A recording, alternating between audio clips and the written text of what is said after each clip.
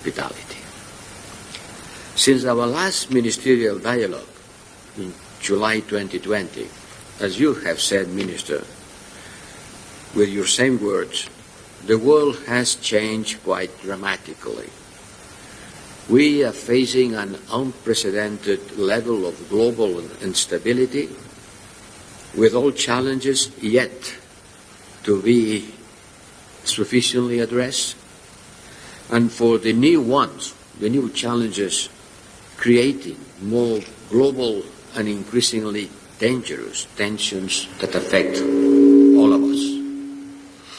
Our international system is being tested to the core, and those of us that believe in the international rule of law and multilateralism must do much more to defend it. I'm sure that putting together our efforts, we will do it. None of us can, of course, do this alone. It requires strong partnerships like ours, a strong cooperation among like-minded countries, as we are, a strong dialogue among those that do not necessarily agree with each other from the start. Certainly there are things in which we don't see on the same way. We see this in the context of the European Union, where the Russia war against Ukraine brought European Union members tightly together in areas where the European Union, until recently, did not play a particular strong role, in particular in defense policy. But more and more, these sad circumstances has become an awakening point for the European Union. But we see this perhaps even more in our external relations, where we understand the absolute necessity of forging new initiatives and new alliances. And I am pleased that in this shaky geopolitical environment, the strategic partnership between South Africa and the European Union has been moving along through a positive trajectory despite some irritants. Let me mention some facts. Our trade and economic relations has been growing steadily over the years, notably thanks to the implementation of the Economic Partnership Agreement. You are our main trading partner in Africa. The volume of your exports to the European Union has been increasing, and the European Union companies and firms continue to represent a large part of your overall foreign direct investment. We are the first trade partner and the first investor in South Africa. We are working jointly towards the implementation of this just energy transition partnership. I repeated many times that the energy transition will be just or will not happen. You have presented your investment plan at the last COP, and we are fully committed to supporting your vision for South Africa to shift to a greener and cleaner energy future without leaving anyone behind. In the area of education, research and development, who are the key of the future, we have substantive ties. South Africa is a very active and successful beneficiary of the Erasmus Plus program, both in terms of individual mobility and of institutional cooperation. We have a good number of European students that come to study in South Africa and South Africans that pursue studies in the European Union universities. We are also working together to strengthen vaccine and pharmaceutical manufacturing capacity in South Africa, and we are also supporting you in strengthening your anti-money laundering and countering the financing of terrorism role. And that's why today here my fellow commissioners will play such an important role in this meeting. As strategic partners, there are areas where we work together and could do more together. where you could work in a more strategic way at the multilateral, at continental levels.